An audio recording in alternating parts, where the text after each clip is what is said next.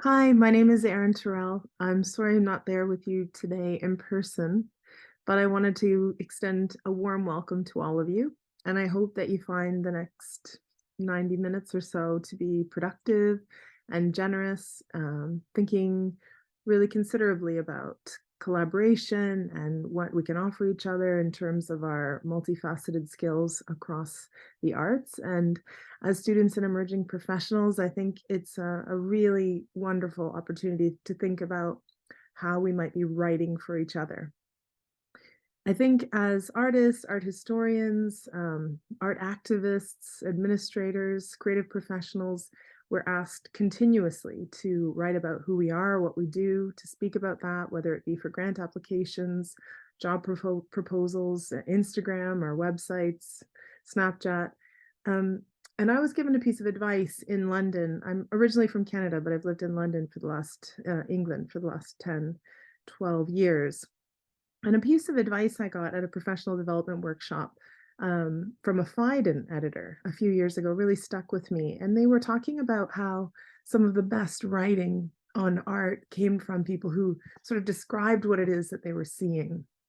And that, say, students in a competition like Bloomberg New Contemporaries, which is in London, for example, they would see this great, fantastic artwork that students were giving them as part of their juried selection, and then the written component would just be full of jargon, just totally different than the work that the jurors were seeing. And the Phaidon editor actually talked about this idea that artists should be exchanging writing, maybe doing writing for a friend, doing writing for their art historian friend. The art historian friend writes for them. So part of the impetus for this workshop was coming from that generosity of advice that came from this Phaidon editor. It also came from some feminist work that I've done in London with this fantastic group called the Feminist Duration Reading Group. In November 2015, I was really lucky to read the following text with a group of people who wanted to gather around the idea of Italian feminisms, thinking about the 1970s Italian feminisms, some of which whose work only came into English translation in the last few years or even the last few decades. And this is a little excerpt that I wanted to read to you from the Italian philosopher Adriano Cavarero. And it's from Cavarero's book from 1997 called Relating Narratives, Storytelling and Selfhood. And this is just a little excerpt from chapter 5. And the beginning of this chapter actually has an epigraph by the Milan Women's Bookstore Collective, which started in 1975. And in the background, we have just a few of the women who are part of that fantastic Milan Women's Bookstore Collective. So I'll start reading this now. And this is the epigraph. The gift of the written story, which connects thoughts and saves one from letting herself go, is an exquisite image of what we have tried to explain. That is, that in the woman's struggle, the symbolic revolution, the representation of oneself and of one's fellow women in relation to the world is fundamental and must come first. And this is from the Milan Women's Bookstore Collective. So then Cavallaro goes on to write, in one of the most famous books of Italian feminism, Non credere di avere di diritti, Don't Think You Have Any Rights, a true story gets reported. We are in the 1970s, and the protagonists are two friends with assonant names, Emilia and Amalia. They attend in Milan La Scuola della 150 Ore, the School of 150 Hours. The story which concerns them appears in the book as a report of Amalia after the premature death of her friend, who died at 53 years of age. Emilia, in the early days, was pretty boring. She went on telling her story upteen times a day, says Amalia. The latter has the gift of being able to express things well, whether out loud or on paper, which the other lacks. In their exchange of writing exercises, the gap became evident.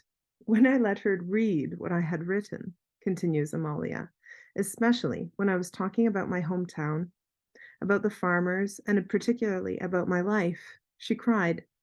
She too needed to tell about her life, notes Amalia, in order to explain this weeping, but she wasn't able to connect any of it up, and so she let herself go. Amalia then decides to take an interesting initiative. Once I wrote down the story of her life, because by then I knew it by heart, and she always carried it in her handbag and read it again and again, overcome by emotion. This is a photo of Caballero, who's written this text, this story of Amelia and Amalia that she came across. And I thought it was particularly poignant to share this idea of two people engaged in a kind of active listening, one telling her story over and over again over a number of days, weeks, so much so that the other knows it by heart, and the other giving this true gift of having heard that story and writing it down and giving it to her friend as a kind of gift.